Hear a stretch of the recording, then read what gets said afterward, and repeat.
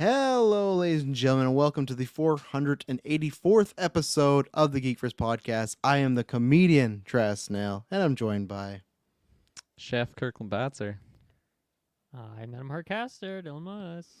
How do we know who goes first? You know, we've never talked about this. Whenever I say, Kirkland's been going second. I've been going second, and I feel like that started like you, me, Taylor, and then me and Taylor would always have this like awkward stare down, and then I just I was like, enough is enough. I'm just taking it. I'm just going in because he's too polite. He like wants to let me go, and then I feel like we would kind of both do that. So now it's just like, I'm going second. I'm just racing to the door. Second, but then when I was gone for a while, and now that I'm back on the podcast, I'm back. It's a new number two. I lost my spot. Well, I gotta we did this, we did Zoom and all this stuff, but we never once talked about okay, I'm gonna introduce and throw it, and then we'll say the person at the bottom goes first. Or something. We never once did. We just figured it out. Look how unprofessional we are. That's why on SideQuest I just introduce people, and there's not that awkward okay, who goes next, or what do I say, Mm-hmm. Sometimes it's hard in the virtual world to know who's going to go next. Well, and I think that's good because SideQuest is your show, which is good because you're the main host. You're bringing people in, but I don't think I ever did at the beginning because I didn't want to be Welcome to Travis's show with the guests I have. I do that enough. You're already he talks too much. We used to hand off, but maybe one day I'll start throwing it too. I feel like Taylor, we did the Top Gun review, and I was 2 minutes late, and I feel like I really threw off Taylor hosting. He was hosting, but then because I was there, I'm like, oh, keep going, and then he's like, but yeah, he was. His teleprompter stopped working. But yeah, the next time you're gonna hear from Taylor, because Taylor's on vacation till all the way back to Jurassic World, so he's missing Obi-Wan, he's missing 2 episodes of The Boys. He'll be back for Jurassic World, but he will be on SideQuest. Because Dylan, what you guys talking about? Yeah, we just recorded an episode talking about the PlayStation State of Play as well as some Xbox predictions. So the State of Play stuff is going to go up right away, whereas the rest of the episode is going to go up on its regular SideQuest Tuesday. So a little 2-for-1 this week, you could say.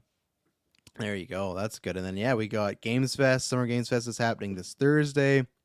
That's really exciting because they announced that we're getting some Gotham Knights reveals or trailers and stuff like that. So it's official. Did you see what Espos posted in the check out our GV Discord? It's in the links. Join the hosts, listeners, GA podcasters. It's a good time. Did you see it? He dropped in the video game section there. I just saw it. I haven't read the stuff yet, the thread, but you guys both called out the green and all of that green. That's a good cover. So yeah. October. I'm really worried now about that. So that's I'm sure we'll talk about that. So if there's covers, I feel like we're gonna be seeing something next week at some game show. Yeah, Absolutely. So we're gonna be. Kirk, when are you seeing Jurassic World on Thursday? 7, I think. 7. I think it's a 7 o'clocker.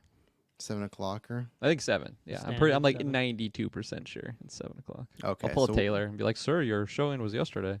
Oh yeah. Okay, so we'll be recording Summer Games Fest while you're seeing a movie because that movie is long. It's like 2.5 hours. So. What time are you seeing it? Are you seeing it early or something? 4. Yeah, I took day off work. I took Nice. Thursday. All for Jurassic World. Well, okay, so I took 2 hours off. New Dino early. Boy. No, yeah, I gotta be there so early. No, I took 2 hours. That's a lie. I took 2 hours off on the Thursday, and then Friday I took off because with Saturday, with us doing next Saturday, we're doing the Strikers Cup. I don't know how long that's going, but I know it will be extended time. So usually when we do these big extended days, I like to take a day off so I can hang out with the fam and whatnot because I know Saturday I'll be doing all this stuff. But that's another big plug coming out. Strikers will be doing the Strikers Cup. There'll be a SideQuest review. So lots of big things. Miss Marvel debuts next week. It's just sneaking up because there's so much stuff going on. I keep forgetting it's actually next week. Obi-Wan's happening right now. That's doing big numbers for us. So thank you. We got Jurassic World is coming out this weekend. At some point, the Jurassic Park retros will be dropping. I don't know when, but it's like a Saturday, Sunday. Patrons, you already can get it. That's why you head over to Patreon right now because the link is down below. You get them early, ad-free, exclusive. There's 3 exclusive shows right now. I think in a couple weeks we'll be recording another Originals and another Bread and Butter. So just lots of stuff popping off. It's a busy time, but it's good to be busy. It's good days, it's good times. I feel like I'm forgetting something, but I don't. Anyone has anything to shout out? I think you got it all. How's Marco doing back there, Kirkland? I see him. How's he doing? Oh man, he's tired. He's tired? Yeah, I was clipping his nails earlier. He wasn't having fun with that, but yeah. No. Saturday we got a nice haircut day planned for him. He's getting pretty long and shaggy. He's overdue for a haircut. And give him a nice little spa day too. You know, I feel like it's been a while since Shay and I had both had like a day off, so we just like are planning to do like a nice spa day for him. You know, on both our days off. He's spoiled. Yeah. Look at him back there. He's just having the best time of his life. He is bold cutting his nails. I think we cut Heisenberg's a little bit, but then we just started letting the vets do it because they're just pros at it, you know. And I'm always worried. There's like that. I don't know if cats have the same thing, but they have that little mark if you go too far. Oh, I know. Shay's like, you got to do further. I'm like, no, I'm not. No. I'm not going further. I'm scared. Because it just takes the one time you go a little bit too far, and then everybody's scarred from the incident, you know? 100%, yeah. Head over to Manscaped, manscaped.com. Get 20% off and free shipping right now. Check out the podcast network. They're doing some great things there. And, yeah, so talking about going too far, we're going to talk. I got to laugh because we're talking about Star Wars and DC. Dylan, two of your favorite topics, you know? I was like, but this, I'm excited for this one because, so to lay the groundwork out, AT&T a few years ago had bought DC, or sorry, I guess I should say overall Warner Brothers. That didn't go so well. There were some losses, and then Discovery in America, they bought them last year. And the official like merger, like we've had before with every merger, where it's like they got bought and then it's like a year and a half, and it's like okay, it's finally gone through and all these changes are happening. So to set the stage for anyone that doesn't know, so there's been some things happening, like they canceled a bunch of those CWDC shows, like a bunch of those. They did greenlight, which I've actually still not watched the trailer. Apparently, there's a show called Gotham Knights, like not connected to the game at all. People just say it looks awful. Like it just looks like Morbius level trailer. I have not watched it yet, but so there's a few projects that snuck through. There was a project that got canceled, the movie. There's rumors that some of these HBO Max DC movies are not going to be going to HBO Max. They're going to just go theatrical because I guess they have this thing that on HBO Max they don't want to do anything more than 30 million. So this past few weeks, he's the main guy that owns it now is David Zaslav. He's just doing a bunch of changes. Boom, boom, boom, boom, boom. Warner Bros. The past 2 weeks had lost like a bunch of executives, and now they've lost their biggest one, at least from kind of what we cover as far as the film side. Toby Emmerich, and he's been with the company for I think it's like 2011, which is really funny because we're going to talk about this article where there's two people replacing him temporarily, and the guy that's replacing him is the guy that he replaced in 2011. So I gotta bring up his name. But it's like a full. I'm happy for that guy. Like imagine that 2011, you get kind of let go, or yeah, you get let go, or nicely fired because these people always get care packages and whatnot. And then here we are. What happened to your lights there, Travis? Sorry, you're getting all little Nicky for me. You're going. Oh, am I really dark? You're just like red. Oh, I am. Yeah. Because I know I'm gonna be back to little Nicky in a second because I got to pull up the articles because I don't know these people.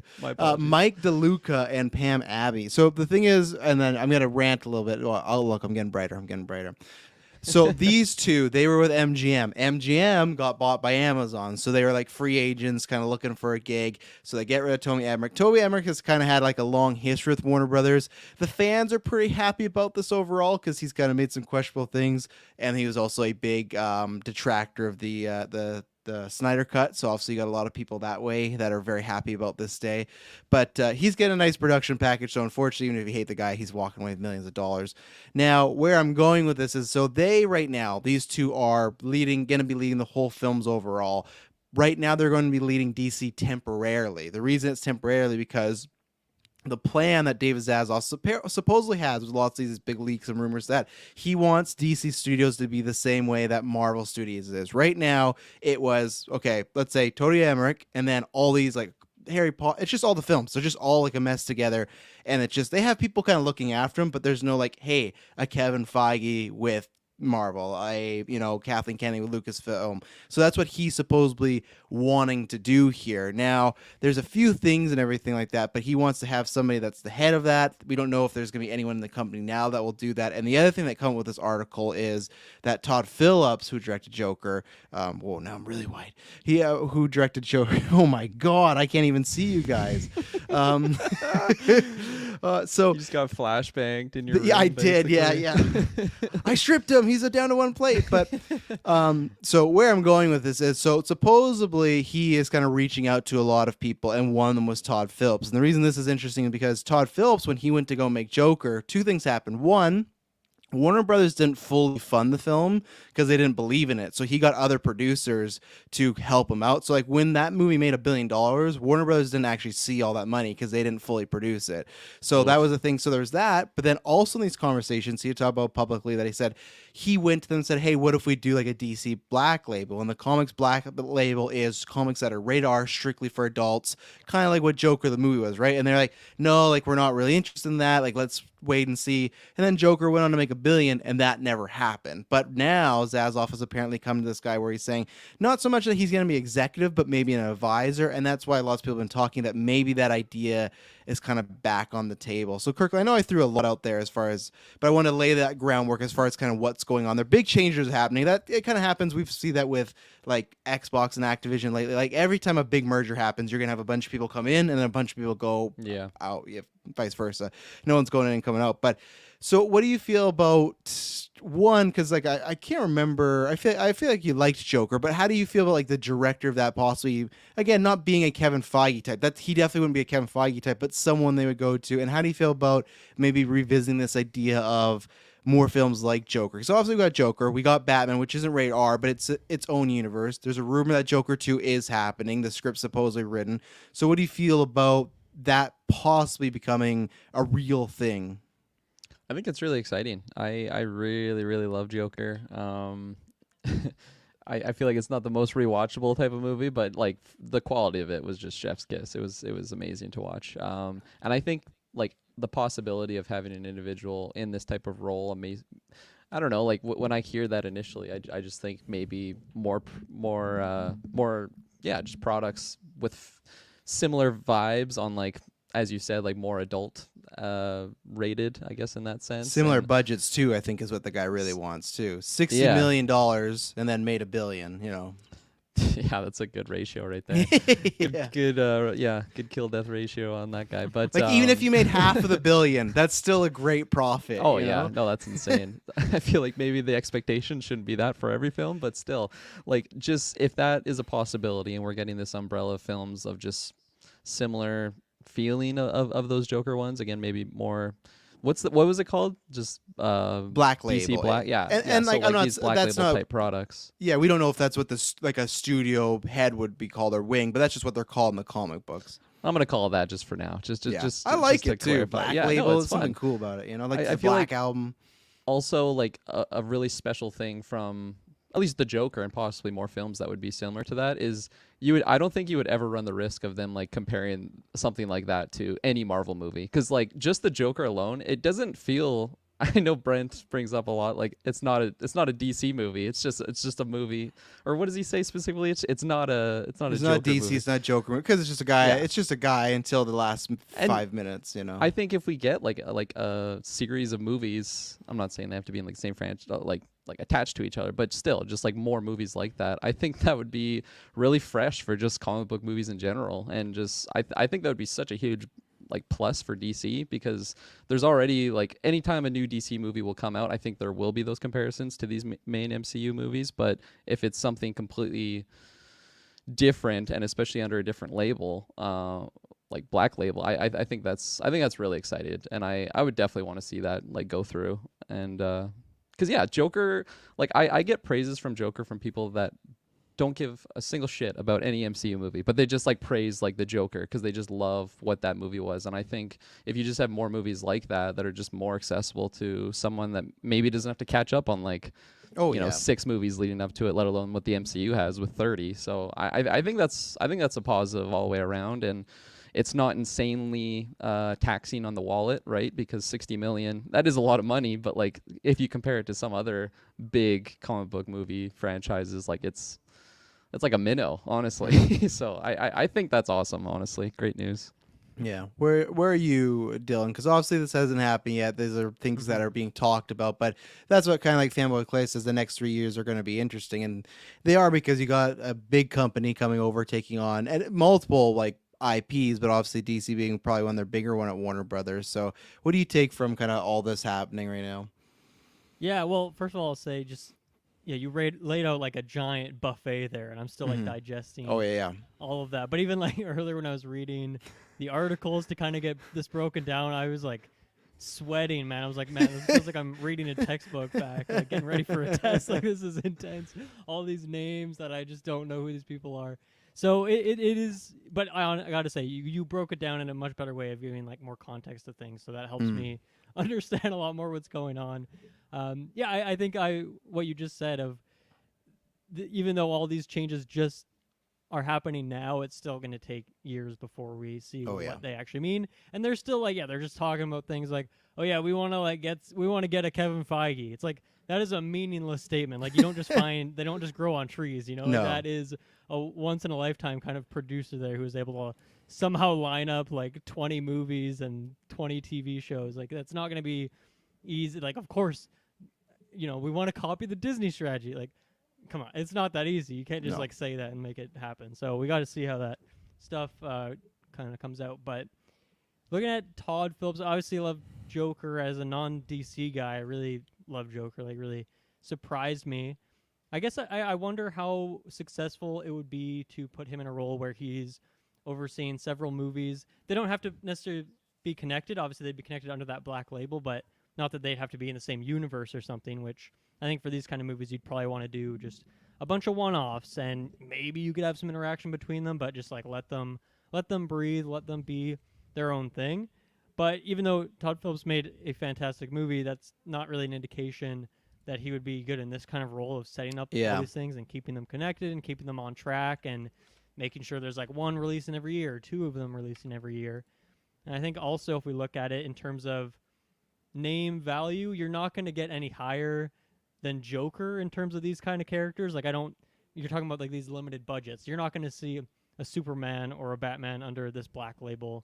Maybe they do like a Robin one or something, but I still think like in terms of just that general audience understanding of these characters, you already started at the peak with Joker. So if you go and you make your kind of like B character DC thing that's like, it's going to be like a Morpheus equivalent, right? It's like just these people that like these characters that most people don't know and aren't going to care about as much. It's going to be harder to market that and get people interested in that. So I think this is a major uphill battle. It's like climbing a mountain. But if they are able to pull this off and they get him in there and it works, then I can't wait for that DC, which is not something I would have easily said because I'm just generally not really into that kind of thing. So that would work for me personally. And I know as Kirklin said, like a lot of more people who aren't really into comic book stuff, like that movie just works for them because it's not really a comic book movie. Yeah, I'll touch on a few things you guys said. I agree with you that is the tough thing where if he's looking Zaslav, this new guy, look at Todd Phillips, like, oh, this guy can just churn out these like small time movies of big hits all the time. It's not like Joker 1 is just as the Joker, like you said, that's started at the top. And then also, I don't think every movie is going to have kind of that stigma that was going in of remember how it built up like, oh, it's a dangerous movie and all this stuff. Right. All these people just end up dancing at a staircase, like the law system has failed America more than the Joker movie has lately. So I think it's interesting because like as long as you can keep these budgets small, even if they go on like if you make a $60 million movie and it makes like $200 million, it's still a profit. I think that's what I hope if this is the case, that it is just keeping expectations in check. And that's what I always liked about Joker was I wanted more of that.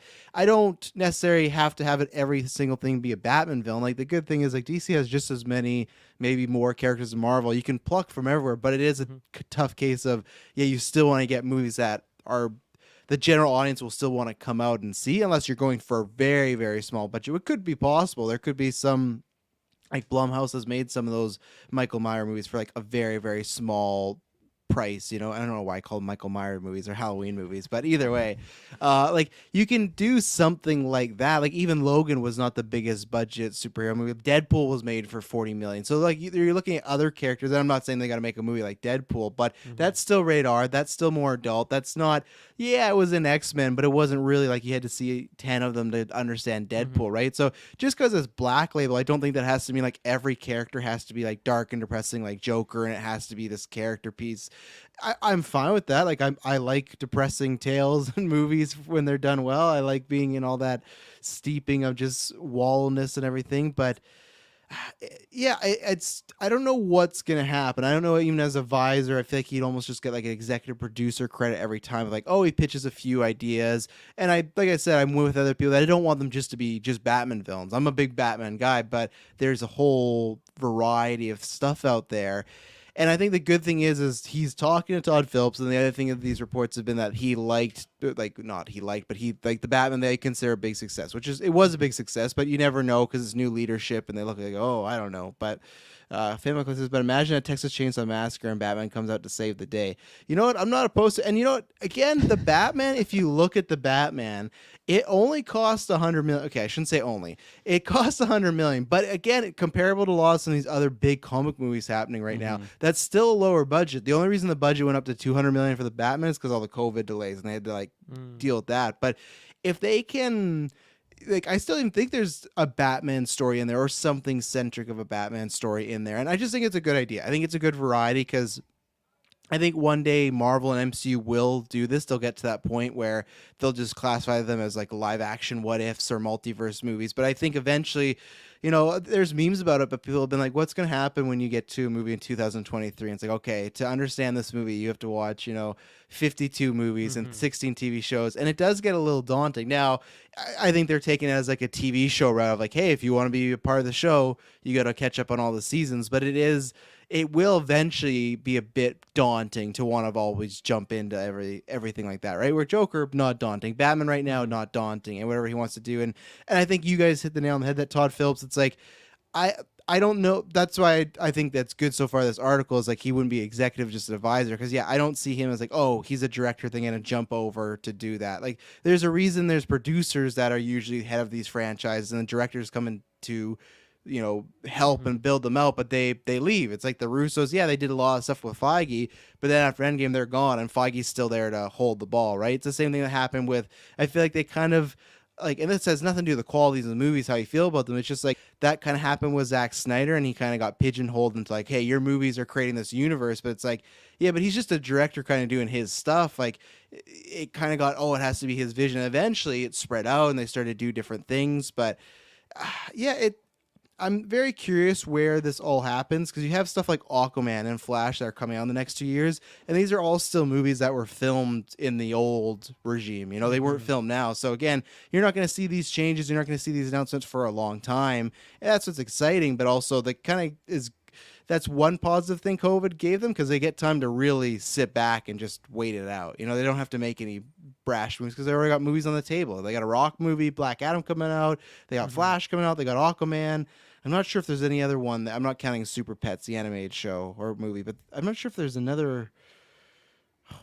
I don't know. Wonder Woman ad. Is there? Are they doing another one of those? They're working on 3. That's all we know. They're working on 3, so they are doing that. But yeah, no, I think that's everything I have to say specifically on. Was there any other points you guys had or something? Yeah, go ahead.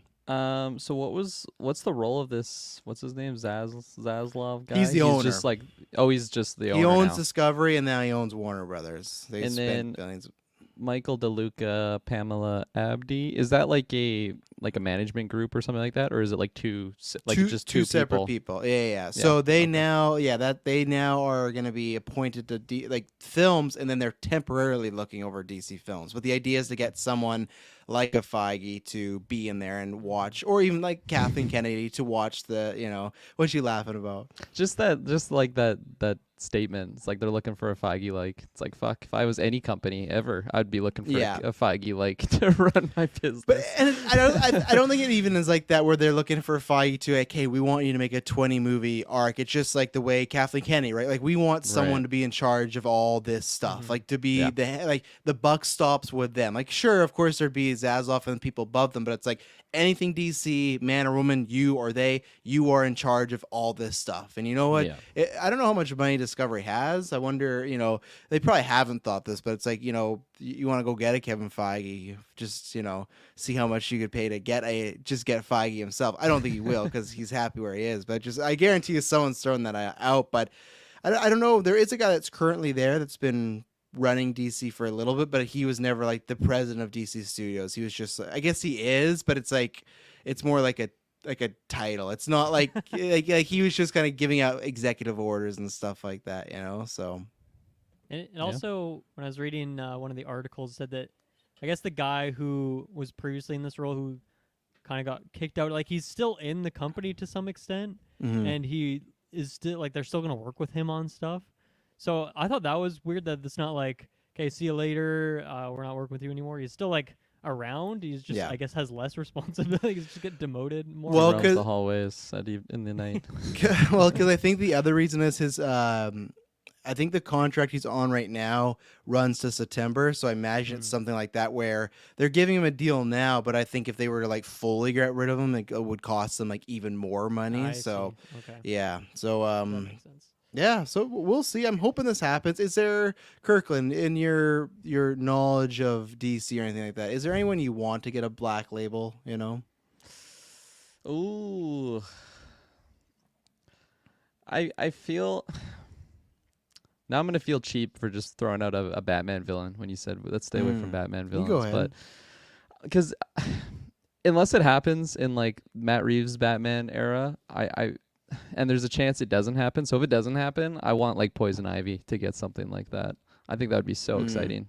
Yeah, because I don't know. I'm like 50-50 on if she'll actually appear at some point in time in the Reeves era of Batman. So I feel like it's a long drought without her. Like. Without counting the animated or the Harley Quinn show, I guess she's in that, right?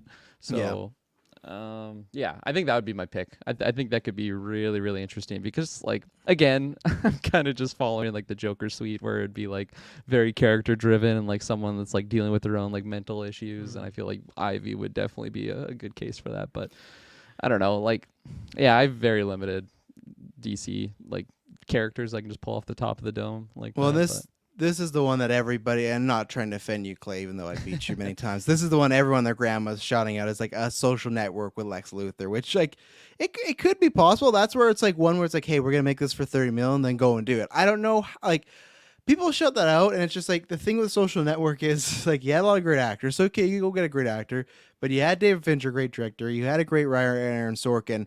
I think it's like when people shut that out, it's tough for me to still be like, okay, we're gonna recreate that because. Lex Luthor is like, I hate to say this, like he's big, people know who he is, but I don't think he carries the same way as like the Joker. Like I don't think the character of Lex Luthor makes people have to run out. Now that's where you got to go and make an interesting movie and have a pitch and stuff like that.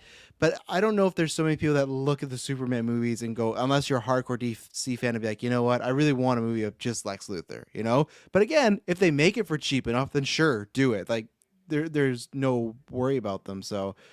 Let's see. And yeah, just have a bunch of dramas about people that reveal themselves in the last 5 minutes to be DC villains. And that's what SBUB says. And yeah, it's kind of similar to Joker, you know, so. I think a grounded story with Poison Ivy could work where you just majorly tone down her powers and just focus in on like whatever she's dealing with mentally. I think that is she just a plant terrorist? Is she not even like can't even summon just like plants? a botanist. Yes. And, yeah. For some reason, her plants can like talk to her, but like maybe they can't actually, but she thinks they can. Ooh, you know, big something cycle. like that. Yeah, you get to the end of the movie and she's all in her head this whole time. Right, the viewer like, are they actually talking to her? Or am I going crazy or something like that? They put her in the cell next to Arthur and like, oh look, that's your only crossover. It's just that and everything like that. And that's at where the end of every Black Label movie, it ends in like an asylum. They're just next to like the person that was in their own last movie. Well, that's the one I've always pitched. Is like that's my kind of rip-off movie. Is I'm not sure if you guys have ever seen One Flew Over the Cuckoo's Nest, but it's like it's Jack Nicholson and he's in a like in mental asylum, insane asylum, but it's a play on like what do you like how society casts them out and how people treat them and everything like that. And with him, Jack Nicholson's character, it's this thing of like, is he actually kind of crazy? Is he just kind of playing it up? My God, why am I forgetting his name? Murphy. Thank you, Travis. He won an Oscar for it and everything like that. But that was always my pitch: is you get a bunch of Batman villains, put them in Arkham Asylum, and you just have somebody, you know, trying to. And you know what? Again, they won't do this because you got Margot Robbie, you have Joaquin Phoenix, you have Baron Keoghan now. But like my whole thing is, I would love to actually see a just mad love movie. I talked about this to death during the Suicide Squad era, but just a movie of Harley Quinn as the therapist working with the Joker, you know, like the very Hannibal Lecter type where it is just, okay, it's no action, nothing like that. She's dealing with this guy in jail and you can kind of slowly pick that apart, but maybe you could. Maybe you could with Phoenix, actually. You could have Phoenix where he's like in a supporting role, but again, that supposedly is, they haven't officially announced it, but Joker 2 is apparently, at least the script's been written, so I don't know what that means, but I think it's going to happen. I think it's just that movie made so much money they can't stop themselves. They can't resist. That's a huge. And so does that just go back to, like, he doesn't have all those random producers, and instead it's just under WB, like they're good to go on that now? With Joker 2 and everything? Yeah. Yeah, I think so. Well, I think with this one, because they'd want the profit, they'd be like, oh yeah, we'll definitely I just produce didn't know the if there's movie. like contract things, like when they made the first one of like, I don't know, because they weren't super involved with the first one. If there'd be something weird if they did a sequel, but I wonder what I happens. think it's if, like all their rights. They probably only signed on one movie, so probably Yeah. anything weird like that. and even then, you wonder what happens after a buyout, like what changes, what sticks, Yeah. and everything like that. One day GeekVerse will get bought out. And we'll go through it all and everything. But We're and selling out at the first chance. oh yeah. Okay. We'll make your black label. And yeah, Fanboy Clay is We're right. looking The for a Feige like to take over. Yeah, Yeah. exactly. The Harleen Black Label book was great. It was so Harleen, she was pretty much just Will Graham, where she was a therapist, but she was like a criminal profiler and stuff like that. And the big twist was, minor spoil. Well, I don't know. It's not no one's. Go read the comic book, but the thing is that she was in a relationship with Poison Ivy, and Joker had killed her, so that's why she's hunting down Joker and stuff like that. So, yeah, there's some good stuff over with Black Label. Want to see more Margot Robbie, so Oh, to yeah. any extent, we'll bring her back for sure. Well, let's take our first ad break, and then we're going to talk about Mr. Abrams. So we'll be right back. And we're back. Kirkland, you're writing them down, I see, even though, yeah. I was going to write it down for you. You are an isher. Taylor and I brought this up. You go 31-ish, and then it's like, I prefer, I love all you do. I'm not complaining here, but it's just for my own preference. I like to have the exact number. But Fanboy Clay says wrong book. Oh, what was the one I was thinking of, Clay, then? Because that's the one I read. Maybe I've definitely swapped them. If you remember the title, drop in the chat. So when Clay says, I'll recommend you the right book. But anyways, and I think... Oh man, I can't remember. Well, I think it was just called Harley and Joker, whatever it may be. But either way, Kirk, and there you go, you wrote it down. So let's talk about Jj Abrams. So this had happened last week, but I kind of combined it with the Warner Brothers stuff. So I don't know if you guys remember this, but before Rise of Skywalker, there was like a bidding war with Jj Abrams and his Bad Robot Company of someone. I think DC they signed, or Warner Brothers signed them for $250 million. But it was this whole thing of like they're going to make exclusive content for Warner Brothers or whatever company was going to get them. Disney talked to him and stuff like that. And I was always surprised they didn't end up going with Disney. I imagine just Warner Brothers, just offered him more money, a better deal and stuff like that. But so this article, again, this is in the midst of all this buyout where it has expressed like inside sources, and all these articles we're sharing are from Variety, Hollywood Reporter. So they're not some like, hunka scoopers. They're like people with like top tier, like they got the sources. So they had said that kind of overall, lots of people in Warner Bros., including Zaslav, were pretty disappointed with this deal so far. And that's why I actually pulled up his IMDb, because they did this in 2019. And he's done a few shows with them, but nothing that big. But then the big centric thing was sources say that the DC comic property have also come under spotlight. Sources suggest there is some frustration within the halls of Warner Brothers of Discovery that Abrams have laid claim to a number of DC characters, but has yet to get anything on the air. Sources notes that they've seen scripts for Constantine and a pilot for Madam X. So if you don't know what this is, like, I'm not even sure if you heard about this, Dylan. Oh my God. At one point that they announced, again. There we go. So Fanboy Clay says Harley and Joker, Criminal Insanity. So that's the book I was talking about. So there you go. They had announced that JJ was producing a Superman movie, and they had a writer and everything like that. It's supposedly still happening, but there's this thing that he's doing that, this Constantine movie, a Justice League Dark. At one point, there was all these kind of projects he was working on, and again, COVID did happen, so things slowed down, but still, this happened in 2019. It's 2020. We've got no DC projects from Jj Abrams. And when I look at the shows and movies, like he's produced like only a couple of things for Warner Brothers, and that's why it's so weird. Like he still kind of technically produces Mission Impossible. He's not in charge of that. The only one that is actually happening, he's working on a Batman Cape Crusader, which is an animated show that he's producing with Matt Reeves and a few other people. But especially even looking at his IMDb, there's so much stuff that's announced, but nothing's happened. it sucks for me because I like, Rise of Skywalker happened. Yeah, Zatanna too. Zatanna had a writer attached, and that's just kind of gone nowhere.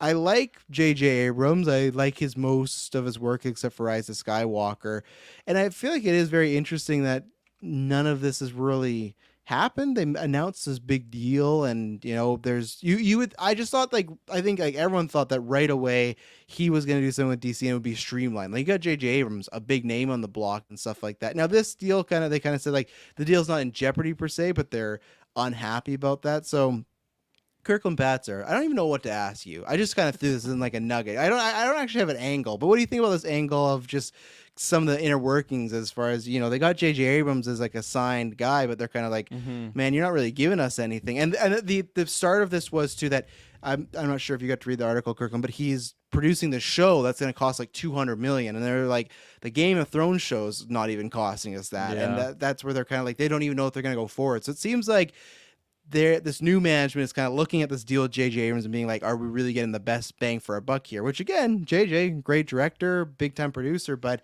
if he's not putting out stuff, then what are you going to do? I think those criticisms from like the new ownership and also just like the executives is completely warranted, honestly. Because I remember when that deal went through and like, oh my gosh, JJ is going to be a DC forever now, and like, yeah, like we talked about it. People thought he might be the Feige guy, like he might Yeah. be like he'd be the guy. Oh, he's going to come in and have all these ideas. Yet, da da da. And like I completely forgot about the deal until now, honestly. And like I think it makes sense because there, as you just mentioned, like there hasn't been a lot coming out from it, and definitely like if you're Zaslav. I think if chat, let me know, but I think it's Zaslav. So. If you're Zaslav and you're looking, at like $250 million that's just sitting there putting out a show here and there, and like I would be questioning that for sure. I think that is really strange. I mean, the world has been crazy like since 2019, so I guess you can give it hopefully a bit of leeway there. But yeah, I think it's completely warranted to kind of be just eyeballing this a little bit closer and like, come on, man, like where's our $1 billion movies or something, because like there just hasn't been pretty much anything. And like, what did you say? Like the shows were just on HBO Max shows or something? Well, yeah, they made like he produced Lovecraft Country, but that got canceled.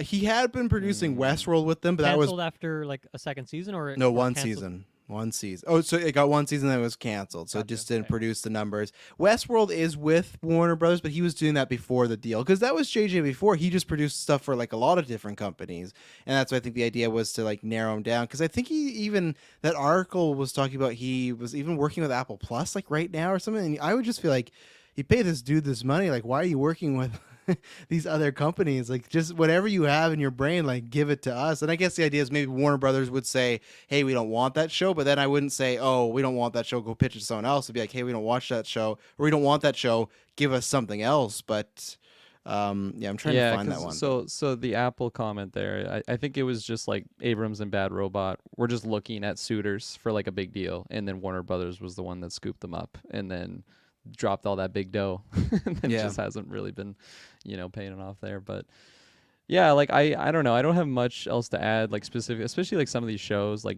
Demi Monde. Yeah, I was looking at it. That, right? Yeah, is that the $200 million show? That was the one. Yeah. Okay. Damn. That's can't wait for that one.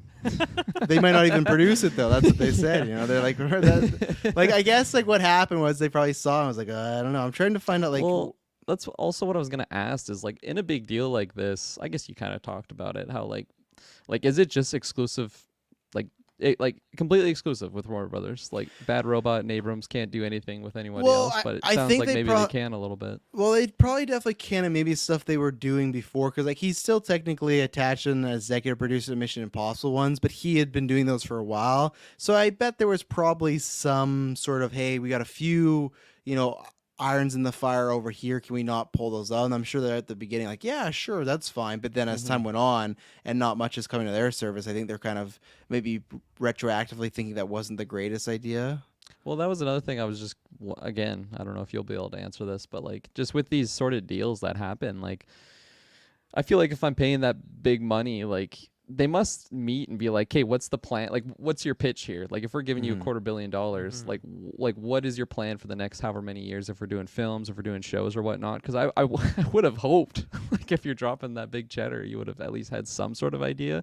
But now, again, like, it's new ownership that's kind of coming in the middle, because the deal happened before any of this, right? The Discovery stuff. Oh yeah, this is when this deal happened when they were owned by a whole nother company, AT&T. So Yeah.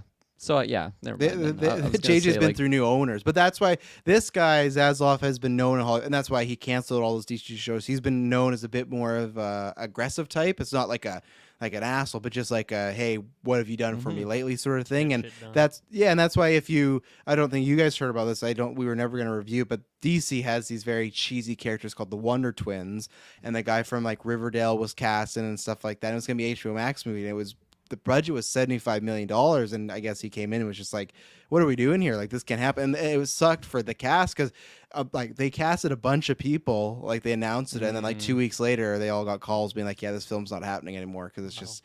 But it's like, and I actually agreed with the pick, because if you look at what just both of you right now search DC the Wonder Twins, and you see like, why would you be spending $75 million for them? And these are characters like, you think about DC, all the characters they have: Green Lantern, multiple Superman, Martian Manhunter, things like that. And these are these cheesy kind of like, and again, we don't know what the script was gonna be, but this was gonna be $75 million and not even theaters, HBO Max. So it's like, you gotta hope. I don't think this brings in a lot of the guy from Riverdale playing one of the Wonder Twins is gonna bring in a lot of subscribers. I don't think so. So that's why these guys, they can transform, right? Form of something like that. Yeah. I was never a big Wonder Twins guy. So okay, thought you were. No, yeah, that's the next retro we're doing. Oh yeah. On the back, it's that.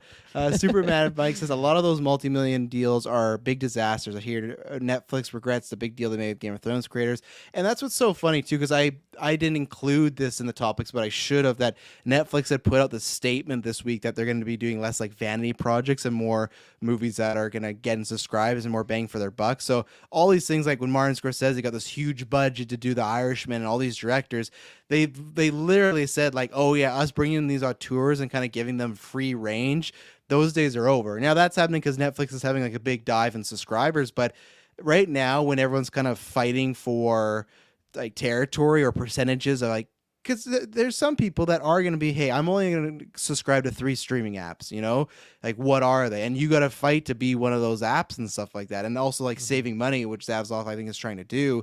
It's really interesting seeing like Netflix pivot right now, and now Warner Brothers pivot right now, and even like Disney, like Disney Plus is doing well, but they're still only 3 years into Disney Plus. Like it's still like a baby, and they're going to make lots of probably changes in the future. Like even then, this year they're adding an ad system, like a free ad thing on Disney Plus, where you can get Disney Plus for free. You're just gonna have to watch ads. So, and Netflix is doing the same thing. It free? So I thought it was just less expensive. Oh, I don't know. Yeah, I don't know if it's free or less. You might be right, a lesser tier. But either way, they're adding one that has the ads in there, which they didn't say they would never do, but it's all these people are kind of changing what the start of the streaming service was, and like that. That's why I wonder too, if this deal, like let's say it ends, like JJ's always going to be a name, but I don't know. I guess he has to keep that money, so I guess it doesn't matter if he doesn't get no big deal anywhere else. He'll go make some films, but even then, it's strange that JJ. He hasn't done anything since Rise of Skywalker at all, directing wise. So, isn't he working on Star Trek as well? I saw. Yeah, he's still involved in that. Yeah, because he started that reboot. Is that a director thing, or is that just a producer? Because he directed for the reboots. He directed the first 2, but I think he's always had his hands in them. His grubby little fingers. Even though on his IMDb, this Untitled Tarantino one, that's dead. It's not happening anymore. But. At one point they were talking about it, but it didn't happen. But Superbad Mike says the South Park guys nearly got $1 billion to keep making South Park for a decade.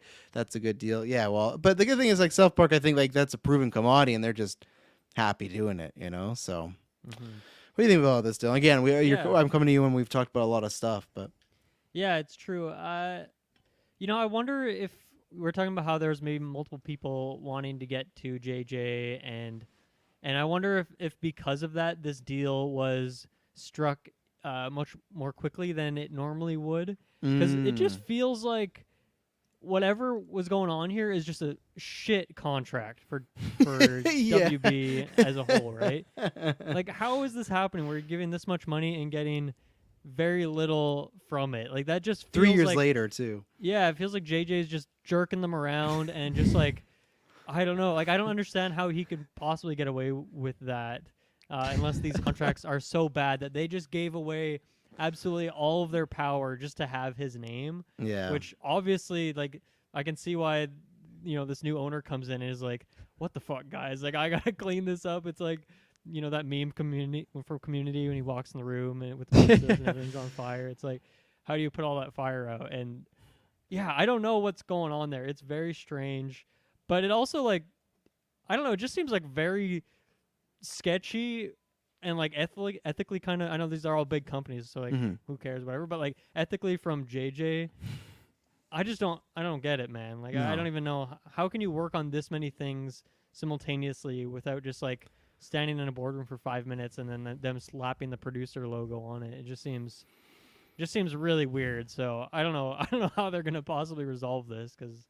it seems like 3 years later, not even like maybe he's like picked a couple characters he likes, but he hasn't even like written a script. It sounds maybe like okay. Here's where I'm getting to this: was there anything in this contract that says he has to direct a movie? No, but I would have had that in there. Exactly. Like, okay, at least you got to direct one movie. You got to maybe write 3 scripts, whatever it is. Like, I don't know how that stuff works. I've never been I think that's easily worth $250 million right there. Yeah. Well, and because I think what happened was, and this is where they could still change it, but the idea was, so the Superman films that's happening, it's kind of morphed into they want to make a story, supposedly if it's going to happen, about a black Clark Kent. And then what kind of happened is just kind of with the way things are in the day and age, the rumor was that the idea was JJ was maybe going to direct that, and it was kind of like, well, maybe we should have, a person of color that could tell that story, direct that, so you're just going to produce. But again, I would say, okay, the good thing is Jj Abrams has a long, like career that I'm sure there's many other characters you could pick for him to direct if he can't direct Superman. I actually thought JJ and Superman would be like a great fit when you watch JJ's stuff. I just feel like he would have good sensibilities for that. So even as a producer, that's fine. But and this is like with JJ, it's so weird the past few years. Like, so he does Force Awakens, right? And then didn't do Last Jedi because he wanted to do stuff with his, which is great. He wanted to do stuff with his family. And then he said he kind of like regretted not doing that and wanted to come back. He does Rise of Skywalker. He hated which that family vacation.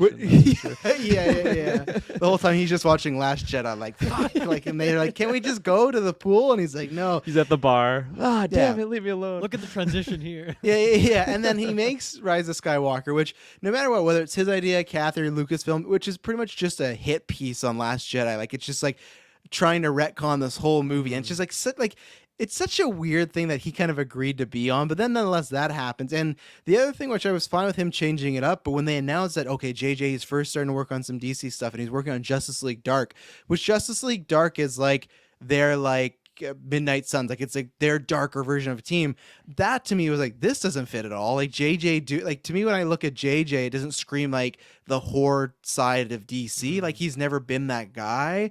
And then it's just, there's been nothing really. And it's just been kind of odd the whole time. So I feel like there's going to be a shit or get off the pot moment here of like something's going to happen next few years where he's producing actively, like on set, like directing, or they're just going to part ways. But man, you do kind of feel like what a wasted money. Like again, he's producing that animated Batman movie or Batman show, which is coming out next year, but it's an animated show that I'm sure he helped with a little bit, but I don't think that's not the same as getting the JJ, whatever. Yeah, it's not his brainchild. Yeah, and Justice League Dark, Espos is right. Justice League Dark has been the biggest development hell thing. This thing, the very first director they had was Guillermo del Toro in like the aughts. Like he wanted to do it. Yeah, and they've gone through like 3 or 4 different directors. And then he was kind of pitching to do Justice League Dark as a TV series where they're all going to have their solo shows and then meet up. But we've not even seen one solo show from any of these characters, and very strange times. I don't know what's happening, but and I understand whether it's Zaslav or other just creatives at Warner Brothers. If you want to be working on characters and it's like, oh, you can't do that because JJ has that must be annoying. That must really be annoying at this point. I could see that being a real frustration of, hey, I do have a good like Constantine pitch. Well, no, he's working on a Constantine show. It's like, yeah, but nothing's happening. Like like it's not even really been publicly announced and stuff like that. So yeah, it's tough. When JJ read that article, he's like, fuck, they finally know. They know we haven't been putting out anything. No, he's like, oh, Constantine. Yeah, I remember when I was going to work on that.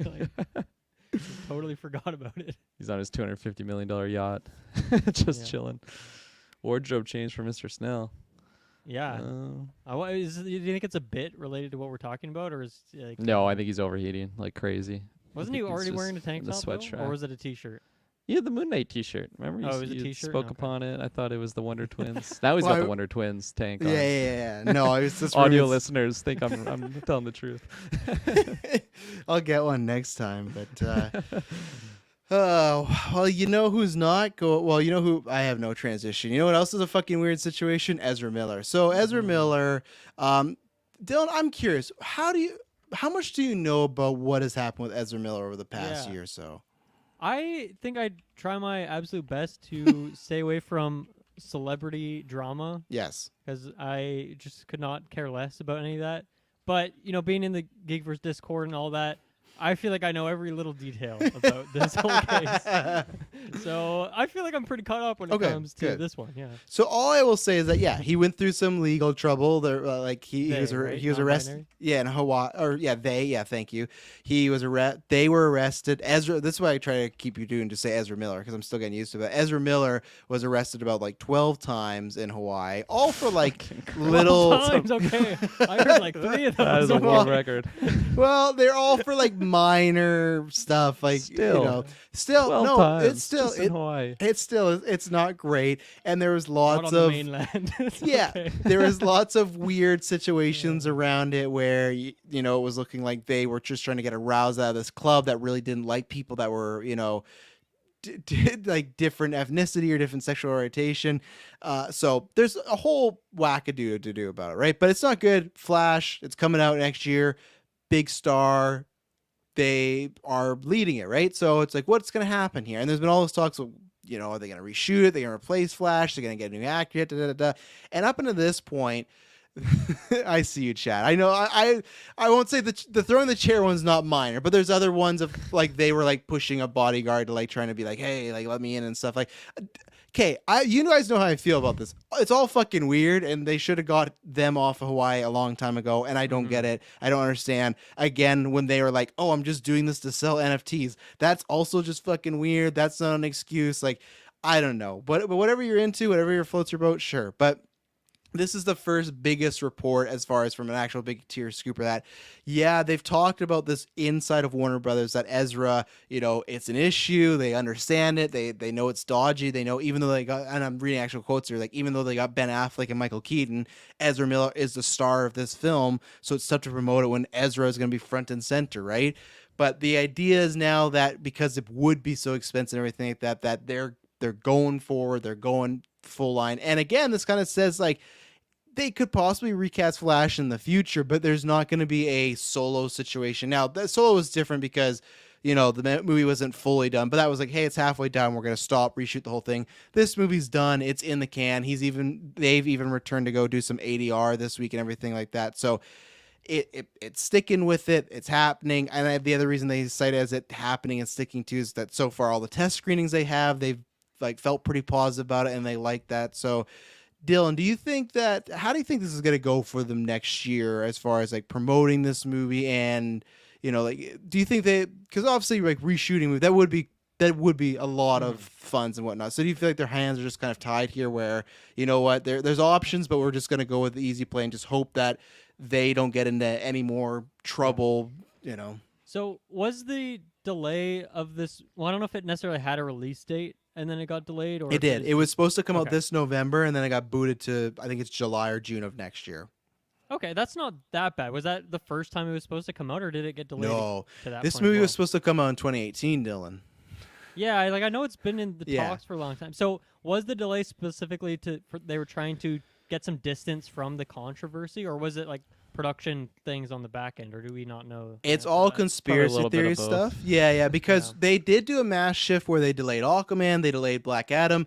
But Yeah. the thing is, what was revealed after is Ezra was arrested 2 weeks before all these delays happened. So I think, like Kirklin said, is a bit of both for this schedule thing. But I also thought, Ezra's in a bad spot. Maybe, a bit more breathing time away from this is a good idea.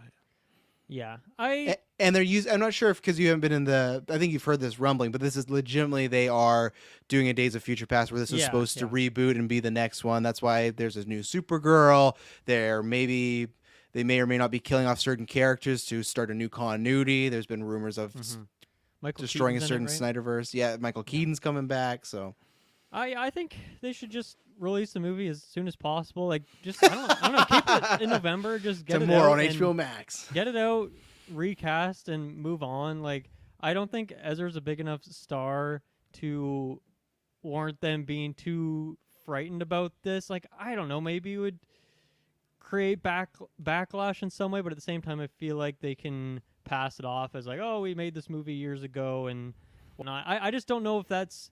Like, obviously that's big within our sphere and on our GeekVerse Discord and stuff like that. Everyone's talking about this and knows what's going on.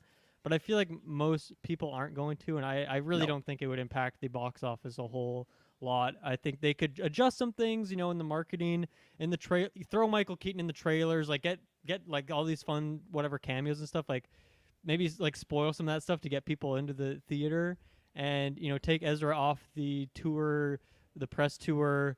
I don't know, do some of that stuff, but I don't know. I think they should just like get it out, wash their hands of it, recast, move on, and you're good to go. I think they're maybe overthinking this, personally, from what I know about the whole story, at least. Yeah, I've always said that unless they do something really bad as far as like a murder or like something that really makes like national headlines, it is stuff where I would go, hey, definitely if you're going to make another Flash movie, don't do it with Ezra because it's a possible ticking time bomb, right? But yeah, our parents haven't heard about this, and not many people are gonna the GA because they're just gonna see a Flash movie.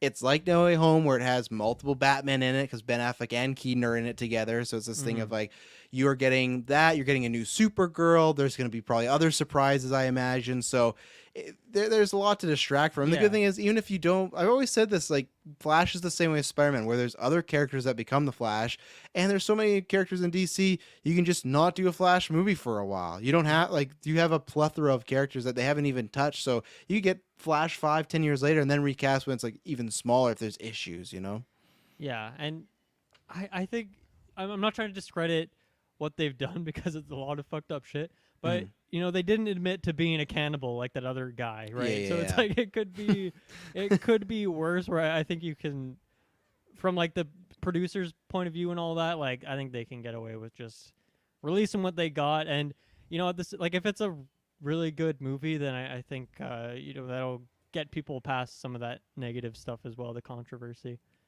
Yeah, it's funny you brought Armie Hammer because we didn't talk about this on news, but like. I think it's going to happen on Netflix, but there's this documentary apparently going to be about him and his entire family. I didn't know that he apparently just has this whole like effed up family like tree, and like they've all gone to certain trouble. The devil's rejects. Like well, pretty much. That's what I'm picturing. And now I'm worried if like this guy had some like, he was maybe into cannibalism. It's like why is it a documentary about the whole family then? Like what? Like what have they all been into? Yeah, I think it's called The House of Hammer or something like that. Jesus Christ! I'm not even joking. That is a Rob Zombie movie if I've ever heard. That sounds like an X-Men subtitle. Yeah, X-Men: The House of Hammer. Maybe I'm okay. Yeah, it is gonna call that. Yeah. Armie Hammer scandal to be a subject of a true crime documentary special, House of Hammer. So, and it's look at that, it's going to be on Discovery Plus, so they own that. So there you go. They can do one about Ezra in the future. Zaslav's like, let's get that one green. Let's get all this footage. We're gonna have a great movie. But Kirklin, we've talked about this many times. I think now, and that's the reason I have this in here, because with it being a big A tier, putting out that hey, it's not happening, a recast not happening, I think we can finally put this to bed until he throws a chair at another person. But right now, I think we kind of were in this that the recast wasn't going to happen, and if anything really bad happened, maybe. But where are you now that we know? Okay, the movie's going to be locked. It's coming July, promotion. Buckle up. I am so glad I'm not like one of those like execs that's just like has a lot of like stake on this movie coming out, and then you just keep seeing these headlines. It's like, are you fucking kidding me? 12 Ezra? times? Come on, double digit. Stop at 10. Yeah, double digit. Went to 12. Yeah. NFTs? What is going on here? Are you kidding me? Well, just give him the money. He doesn't have to sell the NFTs. Just be quiet, or give them the money. Stay at home, Ezra. Yeah, I mean, we've talked about this many times before, and Yeah. I feel pretty much the same as I was. I liked a lot what Dylan was saying there of just like honestly just drop the movie because there's a chance that he could do something worse like in the time from now till the movie comes out because nobody's freaking taking them out of Hawaii. He is out of there now, though. He's in they are in Los Angeles. Oh, so jeez. I do guarantee. Lock your doors if you're in Los Angeles. I do think because Tie it's down funny. your chairs and all that. You just go to the Warner Brothers office and all their chairs are zap strapped to the ground and everything like that. Like Zazoff's like, you missed one. Get that chair. Get that chair. No director's chairs on these studios. Yeah. It's like the plushies, like the big plushy beds, and they have like the castle. It's like, but I do think there could have been a meeting because there was also this report, and this is another thing we've talked about before, that clearly there's a chance that they just need help. They're maybe going through a tough time. This article even talked about, it's funny that they used the comparison of, the reason they could recast because he's not like Robert Downey. People always forget that, Robert Downey was like this in the 90s. What started his like turnaround is he got so drunk or wasted on drugs that one time he woke up in a house that he had no idea who it was. He was in this house. Some people walked down the stairs like, why are you in the house? He had no recollection of how he got in these strangers' house. So the thing is like, they could just be going through a bad time. And the rumor was that Warner Bros. Was trying to reach out, that Ezra was just kind of like, just leave me alone. I do think, though, it's funny because a lot of these arrests happen like boom, boom, boom, right? And then it feels like lately it's been very quiet. Like there's been nothing happening. I think, one, there's definitely been a meeting. And two, the good thing is everyone loves a comeback story. And all it takes is one podcast or one interview and him to really sell it, or they to really sell it. Because guess what? Ezra Miller, when they want to be, can be a good actor. So the good thing is like you can make this whole movie about redemption and about, I feel like I'm back on the horse and da-da-da-da-da. And whether you work with them again or not, you can spin this to at least get a good movie and stuff. And I think you have to do that because I've always thought it's just going to be embarrassing if some interview asked Michael Keaton like, hey, what do you think about Ezra Miller throwing chairs at people? Like, what do you think about him like threatening to burn people and stuff? It's just like, it's just weird to be talking about that when we're dealing with 30-year-old plus individual. But again, maybe they're just going through a tough patch, a rough patch, I think that would be like just everything you're talking about, like a possible, I don't know, comeback story that would like boost just Ezra in general, and also just like help with like DC, like if he is still remaining there and does, or if they get better, in that sense. Like this movie sounds like it's already been done, like before any of this happened, right? Come out in November, right? It's not like there's gonna be some redemption thing in this movie by any means. No, I'm not sure if that's what you were trying to say. No, I meant that in the press, like this movie. Okay. Yeah, like this tour is a redemption, and there might even be some plot point in the movie. He'd be like, I really tied to this, even though it's like you did film this before you threw all those chairs, but still, like I think that you can tie it together. You could find a way to web weave. And Fan McClay says, could something so bad happen that they cancel the movie and still act as though it happened in continuity and just say fuck it? I think again, let's say worst case scenario, we wake up tomorrow and Ezra Miller has murdered someone. I do not think it's gonna happen. I'm not saying that's gonna happen, but let's say it was something so bad on that level. I do think that's when they would hit the button and just redo it all, because you have Michael Keaton, and Michael Keaton for an era of people is their Batman. He was the first Batman. That is a big draw. We just saw that this year or last year with Toby and Andrew, that people are all down to see these, kind of people come back to the roles. They're not going to just like, let's just never release the Michael Keaton movie. I don't think they would do that. And I'm not even sure, Dylan, if you noticed, if you've seen a promotion, that Ezra Miller actually plays two characters in The Flash, because there's two Flashes in the movie. Yeah, so that's why it's like, even harder to reshoot, because there's scenes with like Ezra and then another Ezra together and stuff like that. Whoa. So, yeah. Let's see.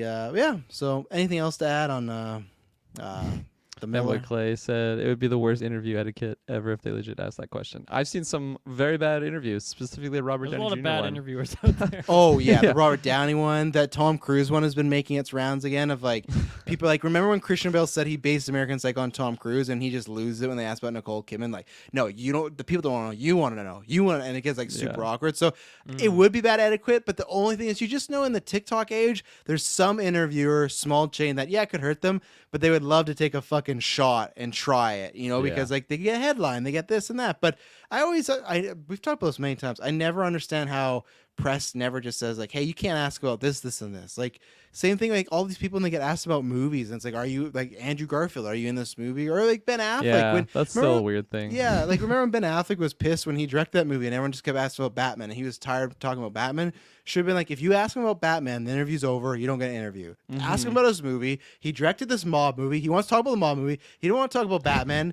Do your fucking job. But they would never. They're just like the press, like, oh yeah, Hey, Ben, Bruce go do your Wayne. interview. Yeah, yeah. And, like, just everyone take your time and go on YouTube and just watch the Ben Affleck like gets asked by interviewer montage, and he's just like so fucking done with it, and just like, look what happened. He didn't direct the Batman movie. You fucking tired him out, you know. But okay, let's take our second ad break, and then we're gonna talk about a little bit of Marvel. So we'll be right back.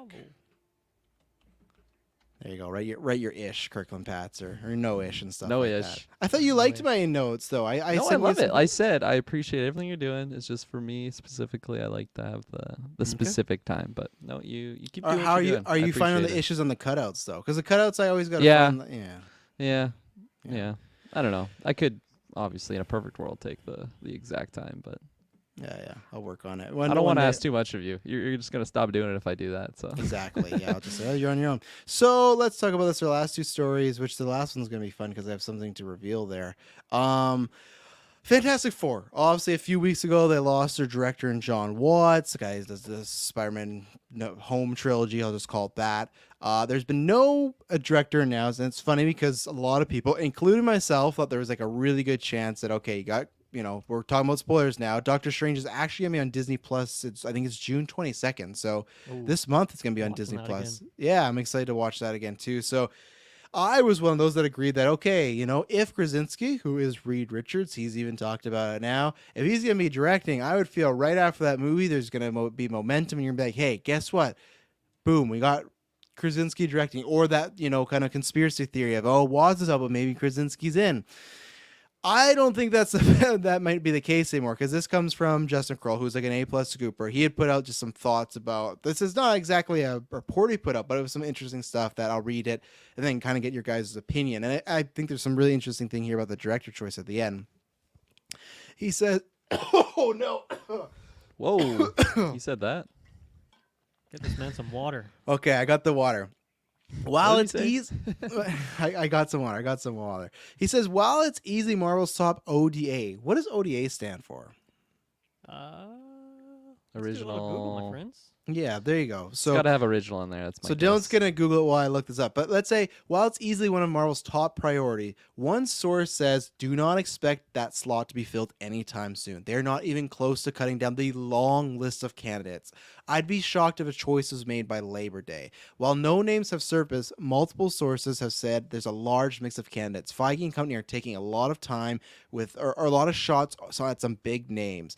One source close to the process says Kevin Feige. Kevin doesn't want to be overseeing the entire shoot, and after having not to worry about that with Doctor Strange with Sam Raimi, he is very game with the outcome with the shoot.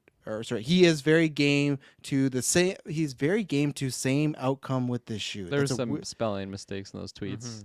I Okay, laughed but yeah, too, I when he just said copy and Feige pasted. This isn't my Yeah, oh, yeah. tweets. Yeah. I love so everyone said Feige and company are taking a lot of shots at some big names. I just picture them like shit talking, like Tom Cruise. Like Tom Cruise hasn't put out a good movie since Bo. They're just like taking shots at everyone. Nobody's safe. Did you find out what ODA stands for, Dylan? Okay. This cannot be. It says official development assistance, which, while it's easily Marvel's top official development assistance, one sort like I don't understand Like, what that means. Yeah. Until Assistance came in there, Xbox, I was you must digging know it. what ODA My mind goes like Tell asset, us. original, like something like that. Yeah, Because it's an yeah. asset. It's a property of theirs, right? Yeah. That's where my But- mind goes. But So the two interesting things here that I took away is that, yeah, it doesn't look like there's some fun conspiracy of like, oh, they had John Watts in and he took out. There might have been a legitimately either John Watts didn't want to do it as he was tired, or they had creative differences and they went their own separate ways. So that I do find interesting that they don't, like, they have a long list of names. And that's why I wonder how John Watts was even picked now. Like, did they just, okay, we're making Fantastic Four. We got John Watts, we like him. They just went to him, and then when he went out, like, did they not talk to these names before he left? Like, that's what I'm kind of thinking now, that he was the first choice, and they didn't talk to anyone else. Now that he's gone, it's like, well, we got to find somebody. And two, this is the thing I really like hearing is people, all the time say, oh, Marvel, they're cookie cutter, they got the factory thing going. And yeah, they always have their box, right? They have their sandbox, but they have directors come in and play with it and have their own style. And if this is true, this source saying that, hey, he wants someone that's an experienced director to come in, or a talented director to come in and be able to put their style on it, so Kevin doesn't have to be there all the time worrying about Fantastic Four. And plus, like, I agree, like, I believe this report, because I think we've talked about this before, where they just got to get this one right. Fantastic Four is such a big property that has had many just kind of meh to all right to bad adaptions, where it's like, you can't screw this one up, or you're just kind of another meme. You're gonna be like Morbius. It's gonna be Fantastic Four in time. You don't want that. So I find it really interesting that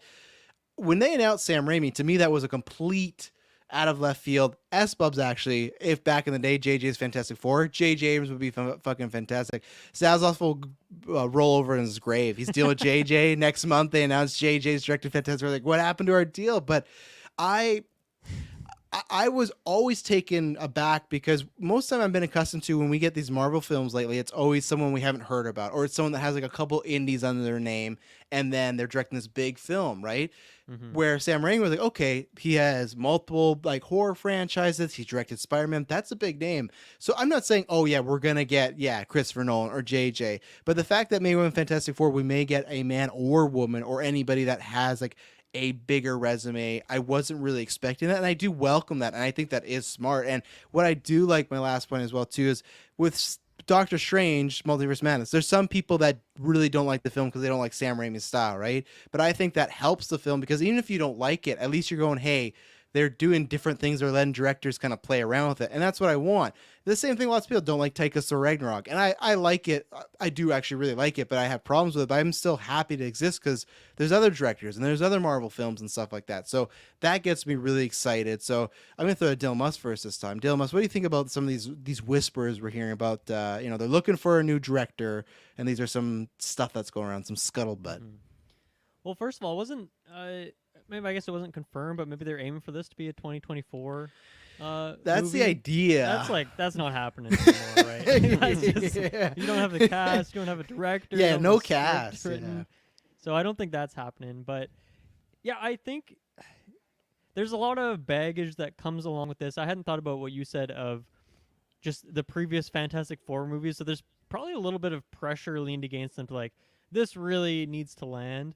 But I think this one is a bit different than what you're saying of getting some more unknown directors or people who've only worked on a couple smaller things. And I feel like they want someone who's probably going to want to sign on to do, I want to say like at least a trilogy of Fantastic Four movies. Like it's probably that could be a difficult thing of trying to find the right director, but then also finding someone who's ready to sign on to do this for like a decade, make 3 movies over a decade. That's probably hard to find someone who's just down to do that. I'm right here. I'm right here. I'm right here, Feige. I'm the big name you're looking for. First film directorial debut. Give me Fantastic Four. Fantastic Four. No, I turn it down. $100 million minimum budget. No way. I'm like, let me make the GeekVerse movie first and talk to me when you guys come to X-Men, okay? I'm here for X-Men, but no. I want to see that. Yeah. I think the other difficult part of this, and this is pure speculation on my part, but I feel like there is, from Feige and the rest of the crew, like there's probably a lot that they're saying like, okay, if you want to make this movie, you got to do A through Z. Like you have to do all these things. You have to do this origin story in a very specific way because of how we've set this up in this universe. Yeah. Like I feel like, yes, you do want someone, you want to bring in a director who can put their own flavor on it, but I do feel like at least the first one is probably just going to be like, you got to check these boxes. Like we'll see, let you do this other thing later, but we have like a very clear vision for what needs to happen here. And with that, probably very, very high standards, especially like I said, you probably want to lock someone in to do 3 or, maybe they probably want at least 4 of these movies, of course, because you got to get Fantastic Four. You got to do 4. If they don't do 4, it's Fantastic Four. Yeah. Feige's a failure, So yeah, I can see where it's coming from, and I understand that they want a different kind of name, someone who's, and also I feel like just the difficulty they're having finding someone tells me that they are not grabbing someone from the MCU already, someone who's done stuff before, so that makes it tricky because the names start to dwindle when you think about all these boxes that they're trying to check and trying to find someone for this.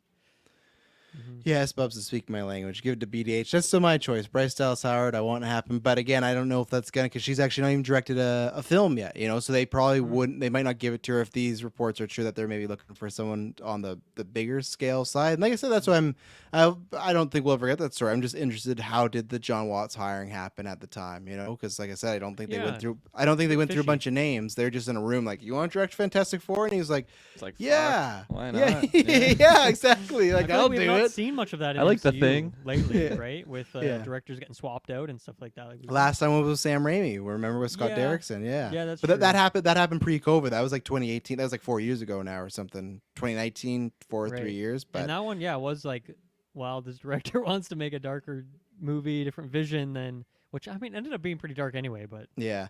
I always wonder, though, now, because that was the narrative, but I wonder how much it was the dark and how much it was maybe this multiverse stuff. And if he just wanted to, like, hey, I just want to make a Doctor Strange movie, and they're like, yeah, sure, but you got to include Wanda in her show. You got to include the Illuminati. And he might have been like, well, I don't know if I wanted to. Because the rumors were he had a whole different villain, too. Nightmare was supposed to be the villain, so...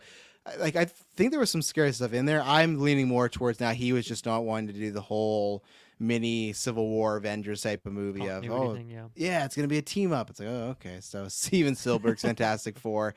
I would love to see it just to see what would happen to the internet and the world, because he's never like shit on comic movies, but I don't see that happening, but I would that you could market the hell out of that though. Like you could just the posters, brought to you by the imagination of Steven Spielberg, and everything. So give it to Cameron. No, he still has to make 15 more Avatars movies, like that's not happening. Oh, we're up to 15 now? Yeah, you didn't hear that yesterday. Yeah, we're not covering that today. Ezra lawsuits just keeps piling up. Yeah. They're having a competition right now.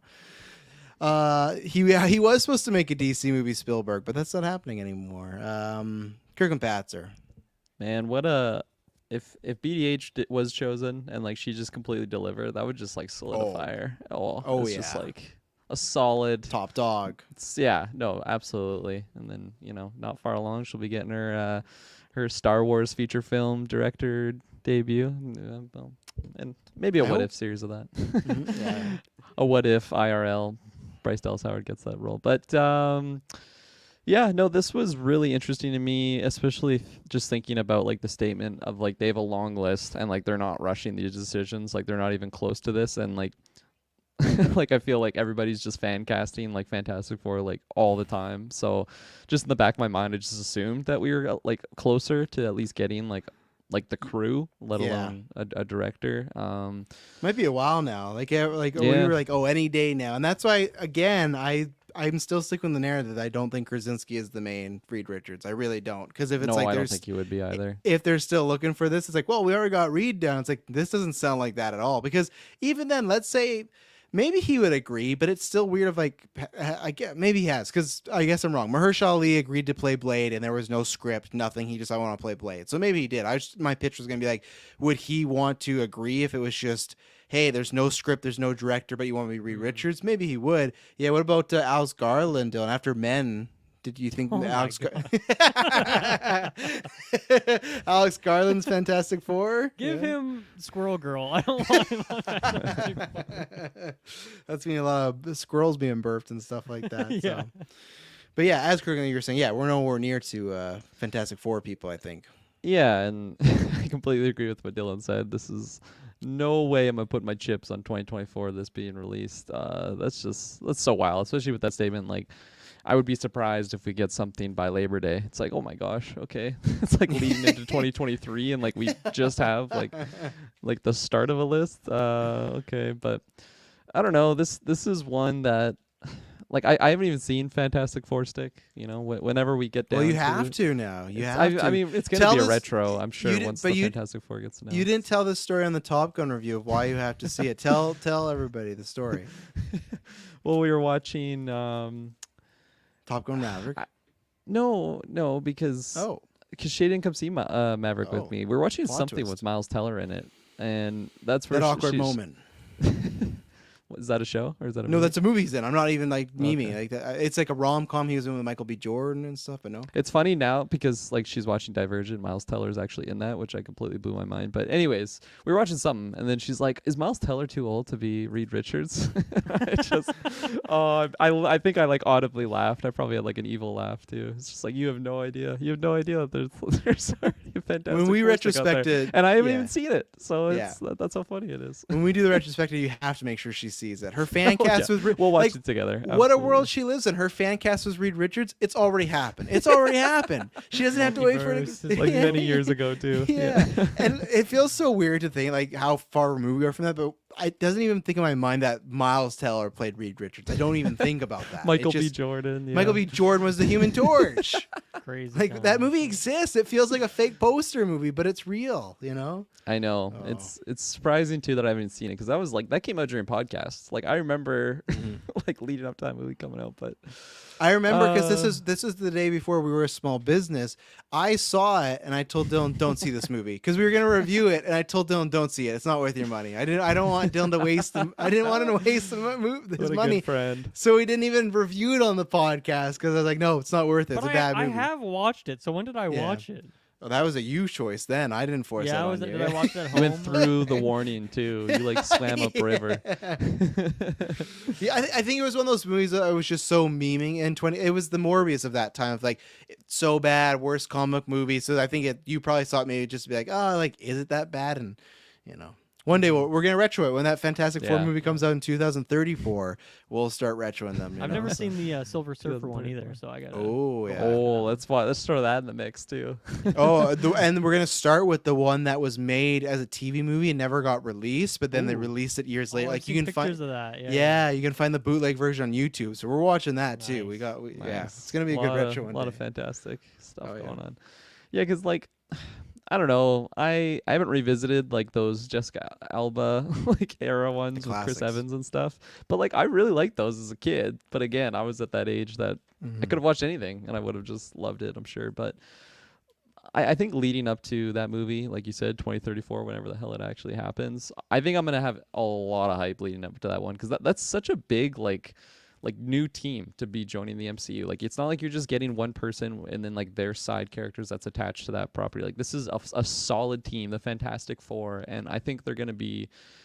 I mean, they better be. I think they're gonna have like a super big impression on just like the next phases going forward. Like when we meet at Avengers Tower, it's gonna be at the Baxter Building, right, with the Fantastic Four crew and just all the other things, the can of worms that'll open like just by having them in the MCU. I think that's so exciting. So I think that's gonna be, again, like one of my most anticipated whenever that year is when we do our year in preview or whatever. Oh yeah, it's gonna be a little ways away now, but yeah, that's it. So we'll see. The good thing is Marvel still has their whole year planned out this year and next year, so I feel like that's another reason why they're not worrying about it. 2023 is in the can pretty much. You got Guardians, you got Ant-Man, you got the Marvels, so you got tons of stuff already popping off. So they'll worry about 2020. And apparently Deadpool 3 is still happening. You know, they got a director now, they got writers, they got a script, so. Hell yeah. We'll get all that stuff. So this is this topic now, our last topic. We're going to talk about trailer. This is why I'm really excited to talk about this topic because I forgot to watch the trailer. I knew it would Jessica. Okay, get out of here. be. I 100% did. Yeah, I pulled it, Jessica, and I put it on the thing because it has Anya Taylor-Joy. It has I gotta ask, yeah. Travis, did you not get The this before Beast for his Men? name. Because I had this trailer before Men. No, I did And not. I meant to talk about it actually on our review. I meant to talk because the 3 trailers, whatever they were before Men, but they were all like mind trippy ones. The one with like Florence Pugh, which I think you guys Oh, did Yes, talk Don't Worry, about. Darling. Yeah, But Ooh. this, I got this like before Men, like 2 weeks ago. Did it just drop online now? Because I saw it like 1 day ago. The One trailer day dropped ago. or something. Yeah, I haven't seen it since. Huh, It that was must an have early been. scoop. I should have been talking about that. Because the other thing that I got for well, what did I just see? Oh, for I don't Top think we've Gun. said the name of the movie that we're talking about, have we? The Menu. Yeah, we're talking about the Menu. Yeah. The other, Menu. Kirkland, did you get a preview for a movie called Smile when you saw Top Gun? Yes. And What the there was, fuck like, is that? Dude, there was like kids in my theater too for that movie, and like that trailer was fucking weird. And I can't find the movie. I can't find the trailer online because I want to talk about it. So what Really? it is, yeah. Is that so what? another It, Let me thrillery- get some good thriller ones. yeah, sort it's of coming vibe out too? September 30th. It's like a horror film. And so Dylan, what this thing is like a doctor, and they're like, oh, this guy's come in and he can't stop smiling, and he's like it's pretty much just like another Joker movie. But the guy's sitting there, he's smiling, very creepy music. And then they switch to the doctor. Now she's smiling, and it's like 15, 20 seconds. And then all it does is it cuts to black. It's in red. It says smile, and it gives the date, and that's it. It's like this quick teaser. At first, when I was watching Kirklin, did you think it was like an ad for like a credit card or something? Because it's a really weird teaser. Like, it's not. It is. Yeah, like I thought, oh, there's gonna be some sort of joke here, but no, it's supposed to be some horror film. But it's like you put in Smile 2022. It looks like a short film. Is it a short film? Okay. That's what I'm seeing on IMDb. But it's just like I looked on YouTube and I couldn't find it anywhere. It's just like, it's not on YouTube. That's a weird thing to put before Top Gun. oh yeah. Well, I think probably because Paramount, the same company, might own it. That's probably it, I Right. guess. But even then, like a short film horror, like before a big blockbuster, like that seems like a wicked. Because the choice. one that I see, but there is one. I can't even find it. There's one called Smile the movie though, and that one's hour and 23 minutes. Okay. So that might be it, but there's still no. Let's see, There's no storyline. Huh. Yeah, when you Google Smile IMDb, there's like 100 movies called Smile, Yeah. so it is hard to find. Yeah, it's strange. It's with us getting these early trailers in our movies. This is strange. We're getting Smile. Dylan's getting Menu. And remember that, Dylan. Remember before what was it, the Book of Saw had its title? Remember for a while it was like the organ donor, and there was like this weird like online theory about like, is it a Saw movie, is it a separate Saw movie, and stuff like that. And it turned out it was just like a working title or something. But for the longest time it was like the organ donor, aka next Saw film, and we're like, Yeah. what is this? So I think it's one of these situations. But yeah, apparently we're getting stuff. So I want to. You can tell me yes or no, because I'm gonna watch this trailer. Like I said, I just saw. I'm like, okay, this is something we'll. I don't know if we'll review it, but it's up our alley and stuff like that. The plot I know is about, oh, these two go to this restaurant or something where there's some mysterious thing there. Does it seem or look like they're eating people? Absolutely. Okay. Like within the first 5 seconds, it's like, whatever. What is the Hammer family? Like they would love this movie. Yeah. Yeah, Hannibal Lecter is basically cooking in the kitchen. I'd Okay. say. I figured like they gave this synopsis before the trailer came out. I was like, oh, like really trying to be like mysterious, but it's like, no, they're eating people. Like what else would they be eating at this mysterious restaurant? So I'm curious to find out the relationship between like the main man. I forget the actor's name. Nicholas He's Holt. No, Isn't the Nicholas dude from Holt? like Well, Ralph he, Fiennes is in there. Yeah, oh, Ray Ralph Fiennes. Fiennes. Yeah. Ra- It's Ray Rafe. Fiennes? It's Rafe. Rafe. Yeah. Rafe. Yeah. Rafe Ralph Fiennes, is his brother. I never met him. So. He's Yeah. like the chef, and then Mhm. it almost seems like there's some sort of relation with him and Anya Taylor-Joy's character, like maybe like a father-daughter relationship, or like just some sort of relationship, because there's a specific line when he it's almost like he's like upset that she's there, and it's like, you shouldn't be eating this or something along those lines. Watch the trailer. I bet he I like you ate her describing it. mom, and he's like ready to have more of that, like Oh. family line meat, Oh. something really dark like that. But this was a trailer that had very, very similar vibes to the Don't Worry Darling. I mean, maybe wrong words, because Don't Worry Darling was very spicy. It had the spicy feelings. This one, it was just like Anya Taylor-Joy. It looks very artsy and like fun, but then it just has that twist where it's just like, oh my gosh, this is like going to be a thriller type movie. Like, same sort of twist that the Don't Worry Darling trailer had. But man, I was like, 'cause in the notes, it's just like you have all the notes down, and then like the Menu trailer, and I'm like, zoom in. I'm like, oh, there's a trailer. There's a trailer tonight. Okay, I'm glad I saw that. Let's watch this. So I forgot about it. The note's so big. And then when I pull it up on YouTube, just see Anya Taylor-Joy, and I was just like grinning ear to ear. I'm like, yeah. oh That's my why I put it gosh. in. Yeah. Yeah, I don't Just even like the care Smile what this trailer. is. I'm gonna be excited for this. And then Nicholas Holt as well. And first like 5 seconds, I knew it was gonna be a movie that I'm really interested in. And yeah, it took me on a ride on the trailer alone, but it looks very, very interesting. And yeah, like I think, like if that is the main deal that's going on in there, is that like they are eating people, I think there's still enough like behind the curtains to make me want to know more, and like there's still some secrets that they're not revealing. Even if that is the case, I'm not going to be like, well, that was fucking obvious, I found that out in the first trailer. I think there's still more that they can keep hidden until the movie. So I didn't catch the date. What did we see a date for that one when it's dropping? I was just going to ask you the same thing. Okay. I'll look into Espo it. says this movie's in the Fresh cinematic universe. I always recommend go watch Fresh on Disney Plus for us in Canada. Really great movie with Sebastian Stan and talks or has some similar things. I think it's the longest cold open for a movie ever. It's fantastic. It's so good. But Interesting. Dylan, what do you think about this trailer? I think it's fun. It's a good cast, fun concept. I like the editing of the trailers. He's like, this weekend you're gonna be eating fats and salt and sweets, and then it's just like all these cuts to different foods, protein. It's like, oh, that's clearly a human's thigh that you're eating there. Yeah. I don't know why. This is probably very unfounded. I just feel like this is one that's gonna have an ambiguous ending that isn't really going to be that satisfying. Is that a weird thing to say? I feel like it's just not gonna land for me. Yeah. Like the first couple bites will be good, but then by the end of the meal, I'll be like, ugh, It's hurt my stomach. ache. Yeah. You got some Tums, and he's like, no, I don't. But I definitely want to check it out. I don't know if it's like get me in the theater right now, but I could see myself getting persuaded. I'm just going to see what we got on the calendar in there. I don't know too much about 18th. who's the director for this one? Director, writer. Mark Mylode. That's probably saying it wrong. That's his Mark name, Mylod? Mark My Load. I know it sounds bad. That's a meme He name. did That's not a Ollie real G name. in the house.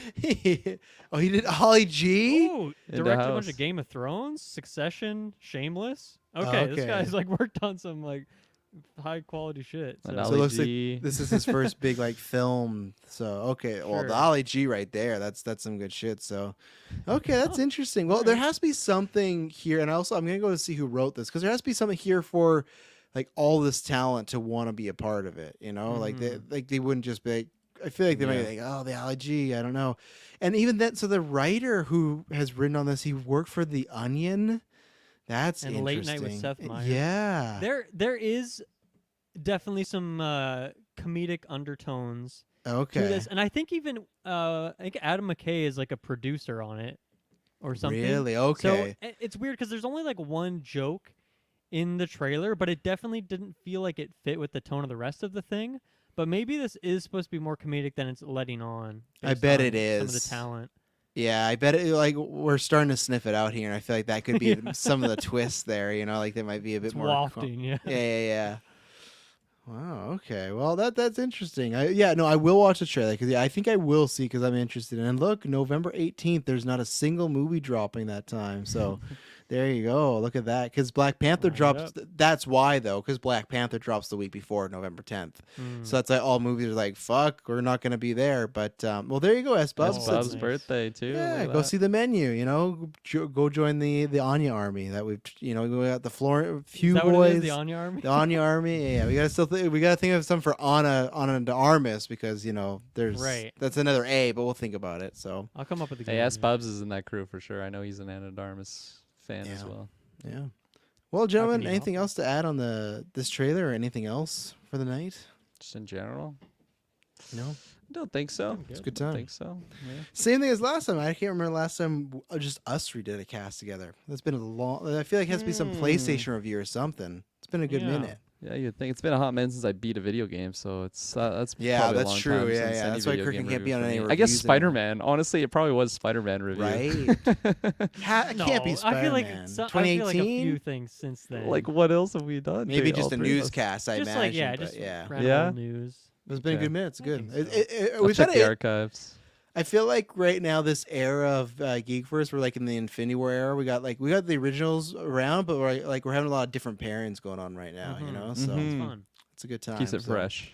Yeah, it does. And and that's why if you want to have us all together, whenever it happens we are in June now. The next originals are going to make sure all five of us are together. So we're going to have a fun time there. And Nice. lots of good stuff popping off. Thank you very much for everyone that was in the chat. And thank you everyone that's listening. And this was lots of fun. We'll be back next week. Multiple newscasts, reviews, everything. And it will not be boring. Peace. See ya.